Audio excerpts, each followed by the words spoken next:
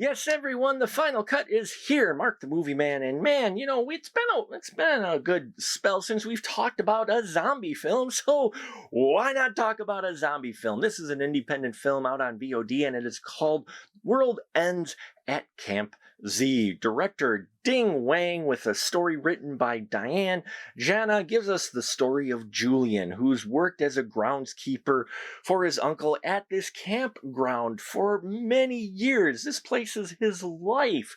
Well, due to some financial troubles, his uncle ends up selling to some rich folks, the son of a land developer, and he comes out with his crew to, make sure everything's in order, but they have their own nefarious plan. They do have a lawyer who's trying to keep things on the positive, though this isn't a very comfortable situation. What makes the situation even worse is that there's an outbreak of an infection out in the world, and we see how these infected folks are affected by this virus, and how they get closer and closer to the camp, and soon these two worlds collide in a crazy, chaotic, bloody mess that is World Ends at Camp Z.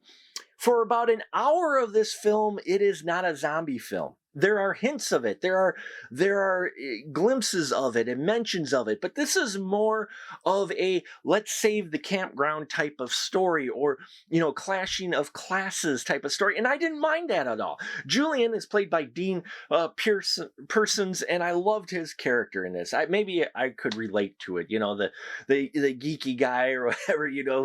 Who this camp is his life, and you really feel for this guy, that he's in a tough situation that he's in.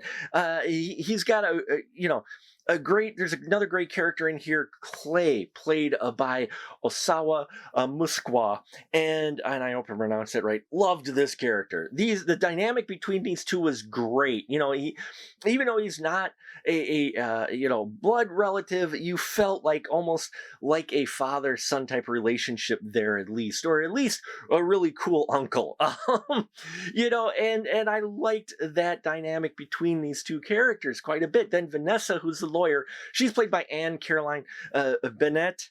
And she's interesting, kind of the in-between person who is trying to stay friendly with this caretaker, Julian, all the while also being loyal to her a-hole rich boyfriend, played by Michael Chimeris, plays Aaron. And this guy you're not gonna like. You're not gonna like this crew of folks that come flying in on their own helicopter and complaining about the bugs and everything. So like for the first hour, there's very little zombies going on. So if you're expecting a lot of zombie action, you may be disappointed, but hold on to your hats, folks, because the last act of this film, they unleash the zombie. This is where a good chunk, I think, of their budget really went to, and man, do they unleash the zombie action. It was wild, just the turn that this film goes 180, and I loved it.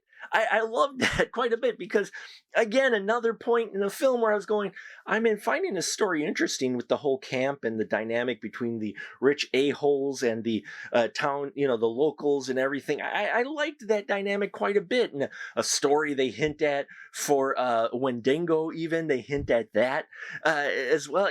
So they got a lot of interesting elements, and then they throw in this zombie attack in the third act. And that really changes things on its head. And what's really spins it on its head is how this film ends, which I will say didn't quite see it coming. Now, the fact that how it happens might seem just a little bit far-fetched. I didn't mind, it was a little sad, but at the same time, it surprised me, and I think it'll surprise you too. So, The World Ends at Camp Z. If you go in expecting just a wall-to-wall zombie film, you're going to be disappointed, but if you like a film that, is two parts, save the campground and deal with rich a-holes, and the last part, all kinds of zombies, I think you'll dig this film. So there you have it. Thank you so much for watching. Please check out our Patreon if you haven't already. As always, thank you for your support. And until next time, remember, keep that ticket stub.